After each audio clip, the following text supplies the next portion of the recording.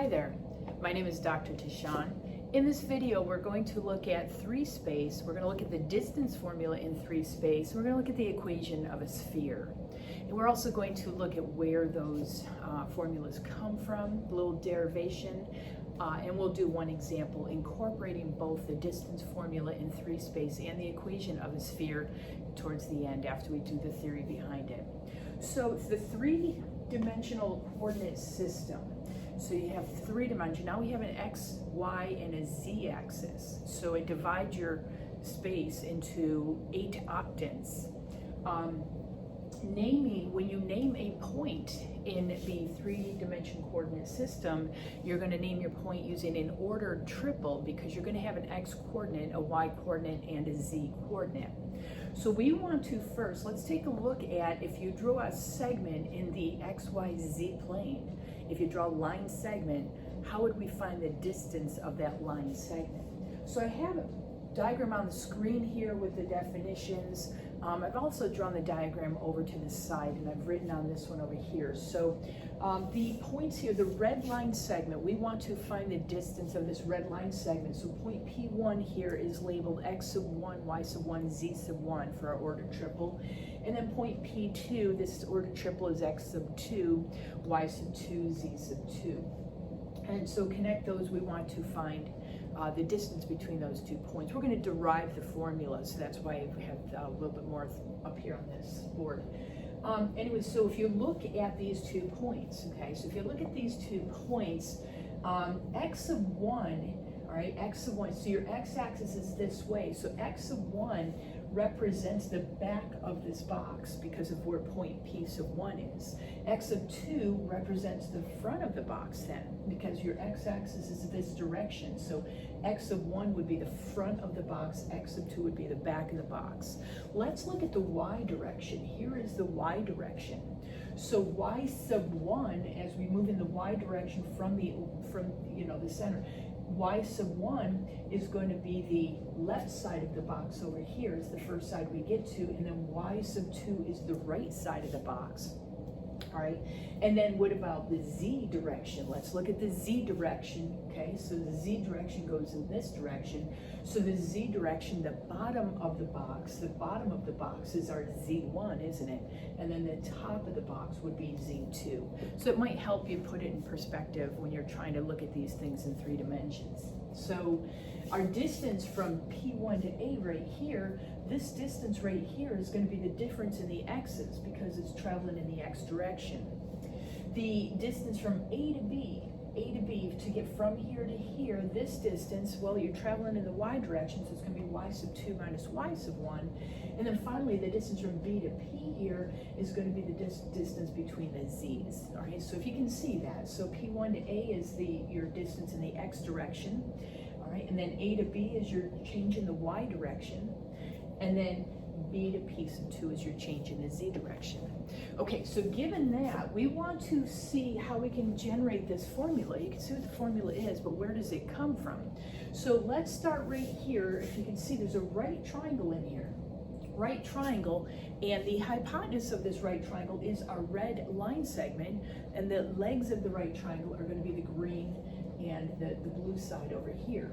So let's take the hypotenuse of this right triangle, which is P sub 1, P sub 2, is what the hypotenuse is, and I'm going to put them in this notation. So this is P sub 1, P sub 2, and then this notation means the length or the distance. That's how you represent the distance. When you look at the distance formula, absolute value signs, that means absolute value means distance, doesn't it? It means distance from 0. So we're going to put this red in absolute value signs. Now we want to generate Pythagorean theorem. We have a right triangle here. What do we know? We have a right triangle. We know that the hypotenuse squared is equal to the sum of both legs squared. So we're going to take this hypotenuse squared, okay? So the hypotenuse squared is equal to P sub 1b, so P sub 1b quantity squared, plus this leg here goes from B to P sub 2, so B to P sub 2 quantity squared. So take a look at this statement. This statement is Pythagorean theorem. The hypotenuse squared is equal to the sum of the legs squared of this triangle right here, the hypotenuse is, so we're taking the hypotenuse of using this notation is the distance from P1 to P2. So the distance P1 to P2 squared, the hypotenuse squared equals leg squared plus leg squared. All right, now what do we do? Well, let's take a look at, there's another triangle nestled into our diagram here. Down here, it looks like it's sitting on the bottom. So another triangle down here, and we can actually write using Pythagorean theorem this triangle. So look at the green dotted line here, P1 to B is the hypotenuse of this triangle here. So let's write another Pythagorean theorem. It's a right triangle, so we know that if right triangles, it's got to satisfy the Pythagorean theorem. So let's go ahead and write P1 to B. So we have P1B quantity squared.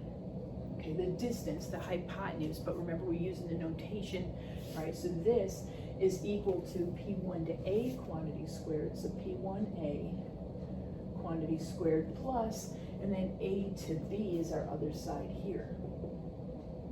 So we have two right triangles in this diagram. The two right triangles would satisfy each of these two Pythagorean theorems.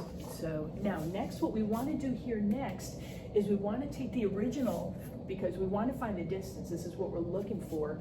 We're going to take the original, but we're going to make a substitution right here. We have an expression. So the distance from P1 to B, we can actually substitute. We're going to make a substitution into this equation, okay? So now we substitute. So just an algebraic substitution, an algebraic thinking of a substitution. So let's rewrite this line, making the substitution right here in blue.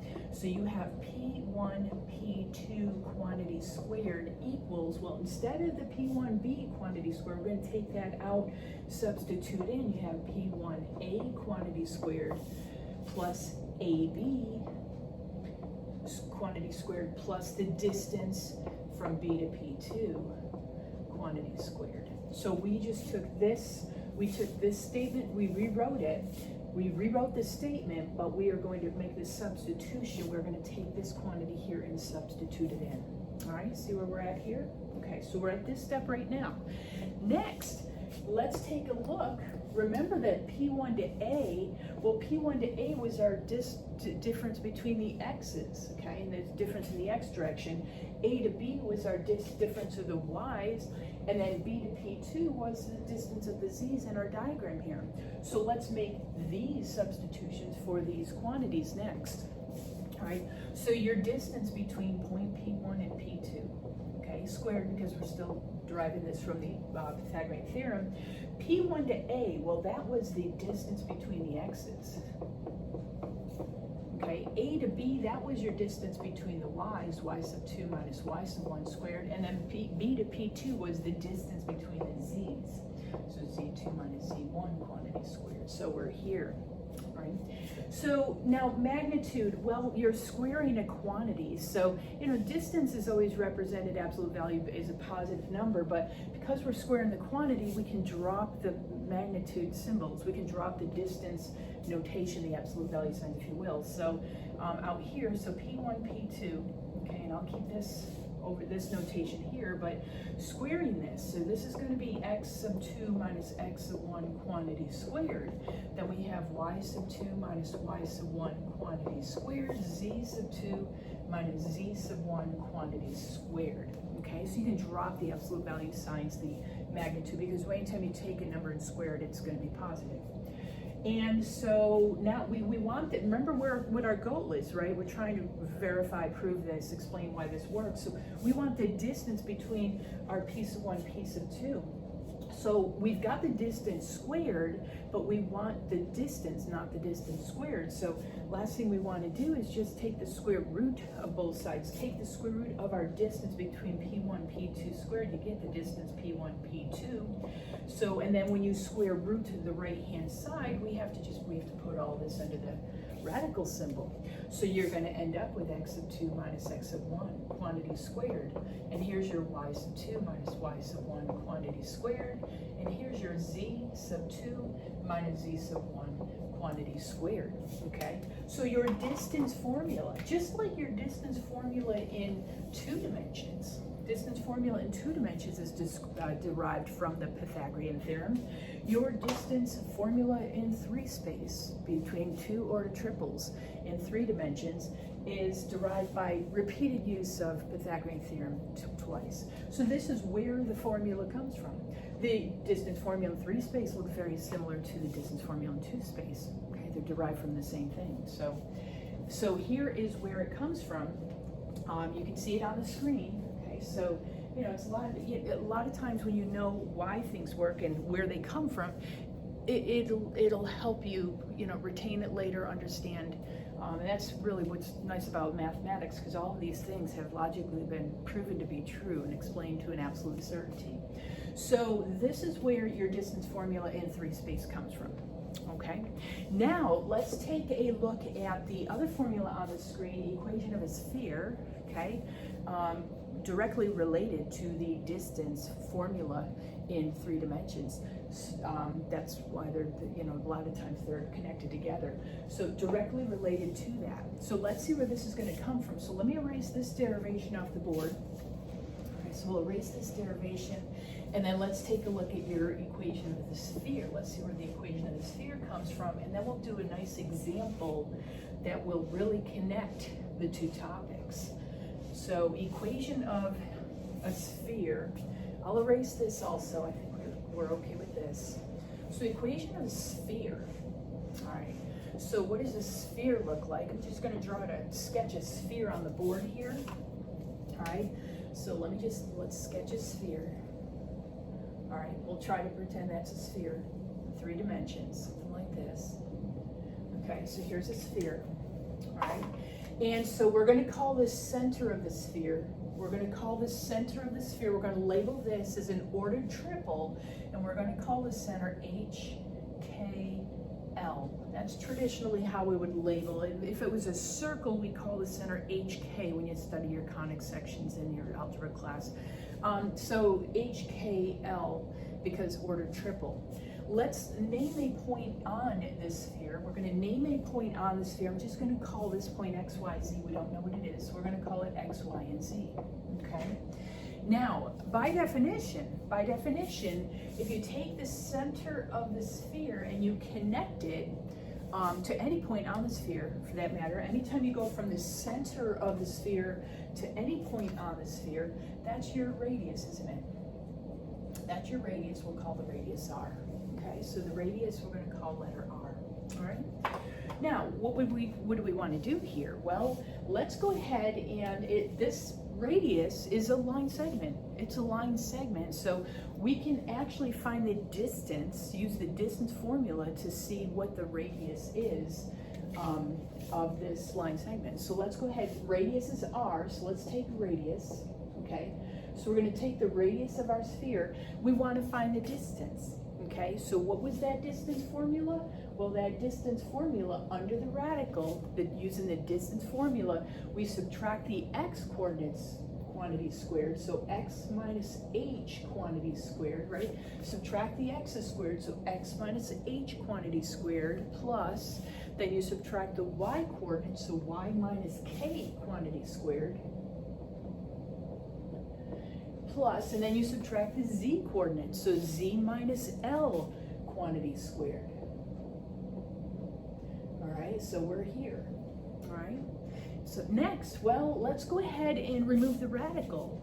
All right, so all we're doing here is we generated an expression to represent the length of the radius using our distance formula. So let's go ahead and remove the radical. How can we remove the radical on the right-hand side? Well, let's square both sides. When you square the left side, you have the radius squared. When you square the radical expression on the right-hand side, you end up with x minus h quantity squared, and you have y minus k quantity squared, and you have plus z minus l quantity squared.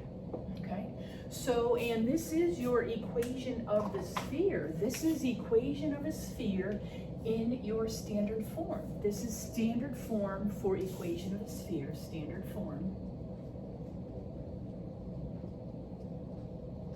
of your equation of a sphere.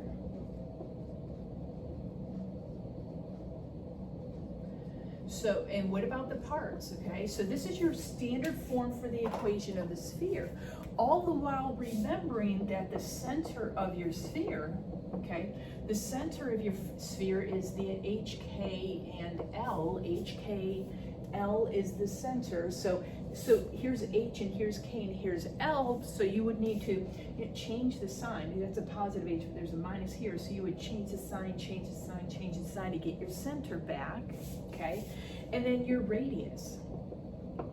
Well, the radius, this is the radius squared, isn't it? So whatever number is over here, you would need to take the square root of that, and that's your radius. This is why standard form for the equation of a sphere, anytime your sphere is written in this form, then you can identify the center and the radius and instantly sketch it if you needed it, if you wanted to graph it. So your equation of a sphere, your standard form equation of a sphere is directly derived from the distance formula that you learn in your three-space, in your three-dimensional coordinate system.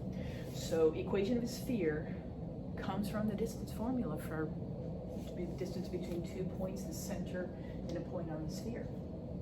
Okay, so let's take a look at an example. So let me erase this.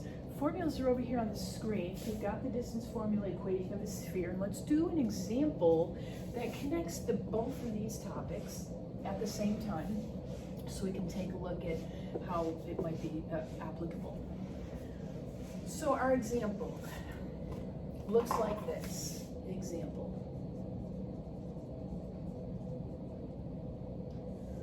Let's go ahead and find the distance between two spheres. We're going to find the distance between spheres.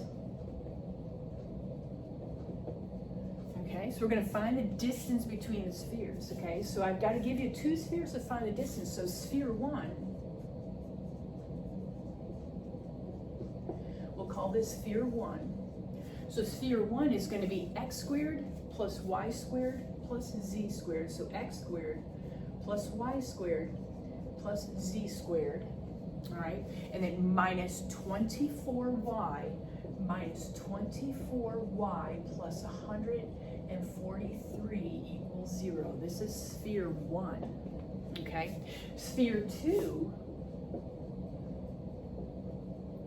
So sphere number 2, for that equation, let's use 2x squared plus 2y squared plus 2z squared, okay, minus 12x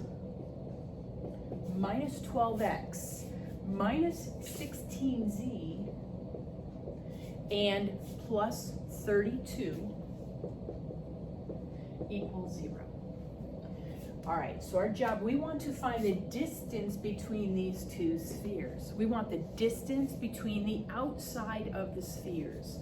So what I like to do when I'm working with math problems, I like to sketch it. I like to see get a picture of what I need to do, and then I usually go and do, the algebraic maneuvers. So we want the distance between the two spheres. These two spheres are not the same size, so I'm just going to draw a quick sketch, not on a XYZ plane, but let's say we have a sphere here. This is a smaller one. All right, and then one's going to be smaller, one's going to be larger than the other. Okay, so we have these two spheres right here. Okay, so here's the center of this sphere. Okay, and here's the center of this one. Okay, so you can, if you want to connect the centers there. All right, we want to know what is the distance between the outside of these spheres. Okay, so we want, I'm highlighting in red here, so hopefully this is going to show up on the video. We want to know what is that distance right there. We want to know the distance between these two spheres. How are we going to figure out the distance between these two spheres? Okay, well, take a look, all right? just see strategy here. We're going to want to take the distance between the centers of the spheres. We'll use our distance form. So we got to find the center, take the distance between the centers. Once you have the distance between the centers, can you see that if you subtract the radius of the little, subtract the radius out of the big, you'll have the red left over. All right, so you see the strategy that we want to use? We want to find the distance between the centers of the sphere first using our distance formula. Get the distance between the centers and then subtract out the radius, and we will have the distance between the spheres. So there is just a little picture representation of what we need to do, okay? Keeping that in our head. Okay, so we want to find the distance between the centers of the spheres. Well, these spheres are not written in our standard form. We're going to have to use some algebra to write it into our standard form. We have expanded form. In order to pull the center, pull the radius, we have to write these equations in standard form. Let's start with sphere number 1. So how would we write this in standard form? Well, first thing we need to do here, we need to separate the variables. We need to put the x's together, the y's together, the z's together. We have to regroup. How do we know that? The equation tells us that, right? Look, you have the x's in parentheses grouped together, you have the y's grouped together, you have the z's grouped together. That is indicating that you need to regroup. So let's do that with sphere 1. So we're going to take x squared, and there's no other x's to put with it, okay? All right, group the y's together, so that's y squared minus 24y, okay? Now I'm going to leave a space. Okay? And then I'm going to put the z, plus a z squared, and I don't have any numbers to put with that. I'm going to move the 143 to the other side, so negative 143, okay? So you're grouping the x's together, but we only have the x squared. You group the y's together, group your y's together, leave a space, okay? And then your z's, group your z's together. Take the constant that's in the problem, move it to the other side, move it to the left-hand side. We're setting up this form right here. We are trying to set up, so group the x's, group the y's, group the z's, take the constant to the other side because it's going to be attached to generating our radius. Then we want to do what's called complete the square from an Algebra 1 class. You want to complete the square. X's are all said. We don't have to complete the square there. The y's, so we need to complete the square with the y's.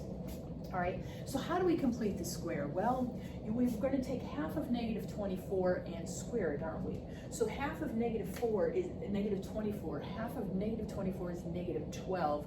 When you take negative 12 and square it, you get a positive 144. We need to complete the square. Now with the equation, whatever you do to alter the left-hand side of the equation, we have to do the same thing with the right-hand side. So add 144 to both sides of this equation. We don't have to complete the square with the x term or the z term because they're just standing alone. So now what do we have? We have the x squared, okay? We have here this, when you complete the square with the y term, you're going to bring down the y, and then what was half of negative 24? It was a negative 12. That's what goes in here. We have the z squared, all right, equals, and then when you combine this, you have 1, okay? So complete the square. 2 steps, and we've taken our equation in expanded form to standard form, and we did 2 steps of algebra. Okay, now what does standard form tell us? Well, we can spot the center and the radius now. So we can go ahead and spot the center and the radius. Where is the center of the sphere? Okay, so the center for this one is going to be 0, positive 12, and 0. That's the center. What about the radius? Well, the radius squared is 1. So the radius is going to be the square root of 1. Take the square root of 1 and you get 1. So here's the information off of the first sphere that we need, okay? Now let's take a look at the second sphere. All right, second sphere, and this ran over a little bit, so my space here, okay? So the second sphere, well, we want to complete the square. We're going to need to do that, but we want the coefficient on your x, y, z's on these two. We want the coefficient to be 1. Not 2, not 3, not 4, we want it to be 1. What do you do if the coefficient is something other than 1? Divide it out. You need to simplify, okay? So divide by 2, divide by 2, divide everything. So divide So the coefficient on every single one of the x squared, y squared, z squared, we want the coefficient to be 1, okay? So a lot of times my students will ask, well, what if these are different numbers? What if they're not the same coefficient, they're different? They're not going to be, because if they were, it wouldn't be a sphere, it would be an ellipsoid. So, but this is a sphere, so that the coefficients will be the same. Divide it out, that gives us what? So that gives us x squared. That gives us positive y squared, z squared. Divide 12 by 2, minus 6x. Divide 16 by 2, minus 8z. Okay, and then positive 16. So we have this, okay? So if your coefficient is 1, then regroup, complete the square. When your coefficient is not 1, you need to simplify. So the coefficient on the x squared, y squared, z squared is 1. Now regroup. Regroup the x's together and leave a space. So x squared minus 6x, leave a space. Okay, group your y squareds together. We have y squared, but there's no other y terms. Group your z terms together. So we have z squared minus 8z, leave a space. Okay, move the 16 to the other side. All right, regroup. Then what do? Let's complete the square. Complete the square. Half of negative 6, negative 3. Square negative 3, positive 9. Whatever you do to the left, got to do the same thing to the right. Got to keep everything balanced. So add 9 to the left, add 9 to the right. All right, the y squared, it's all set. Z, we need to complete the square. Half of negative 8 is negative 4. Square negative 4, positive 16. Whatever we do to the left side, whatever we add to the left, we need to add to the right. Okay, so let's take a look what we have. Our first binomial squared, we're going to have x minus 3 quantity squared. There's your x binomial. All right, x and then half of negative 6 and negative 3. That's how you'd set it up. If you squared this out, that's the trinomial you would get. Plus y squared plus z minus 4 quantity squared equals, the 16's cancel over here, so equals 9. Here's the equation. All right, what is the center? What is the center of this sphere? The center is going to be, change the sign, so it's going to be positive 3, 0, positive 4. There's the center, and what is the radius of this sphere? Okay, the radius. Now the radius squared is 9. The radius squared is 9, so the radius, take the square root of 9, is going to be 3. All right, so here's the information we need from sphere 1, sphere 2. Now we want the distance between the spheres. So remember the strategy, remember what we have to do? Our job is to find the distance between the spheres, distance between spheres. All right, we drew that diagram in the beginning to see. So what are we supposed to do? We need to take the distance between the centers, distance between centers,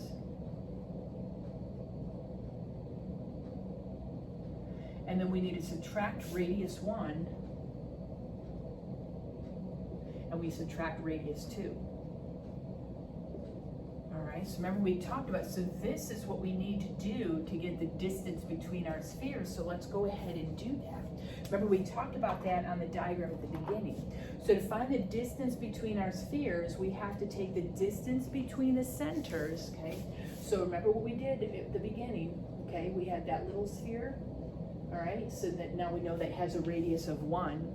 We have a little bit bigger of a sphere that has a radius of 3. Okay, so you can draw this a little bit bigger. All right, and so we want to find the distance between the outside of the spheres. We're going to find the distance between the centers, and we're going to subtract the radius, This is our goal. This is what we're looking for. So to get the distance between the outside of the spheres, you're going to take the distance formula between the centers, subtract the radius. Let's do that. So the distance between the spheres, you're going to take the distance between the centers, of the sphere, okay? So you subtract the x's squared, so 3 minus 0 quantity squared, okay? Plus subtract the y coordinate squared, so 0 minus 12. and then subtract the z's, and so it's going to be 4 minus 0. Distance between the centers minus the radius of circle 1, which is 1, minus the radius of circle 2, which is 3. So this is what we're doing to get the distance between the spheres, all right? Do the computation. So this is what? This is going to be radical 9. 3 squared is 9. Negative 12 squared is 144. And 4 squared is 16. Minus 1 and minus 3. I'm bringing that down. Okay. And then when you combine here, you get radical 169 minus 1 minus 3. So square root of 169 is 13. 13 minus 1 is 12, and 12 minus 3 is 9. So what is the distance between these two spheres? Your final answer here is 9 units. Okay, these two spheres on your, wherever you're graphing them on your Cartesian plane, the distance between the outside of the spheres is 9 units. So here's a nice example that really incorporates the introductory level with 3 dimensions when you're talking about the distance formula and your equation of a sphere. Here's something that relates the two. All right, so I hope this helps with a little bit of an introduction of the 3-dimensional coordinate system. Thank you so much for staying and tuning in. I appreciate it very much. Thank you again. Bye-bye.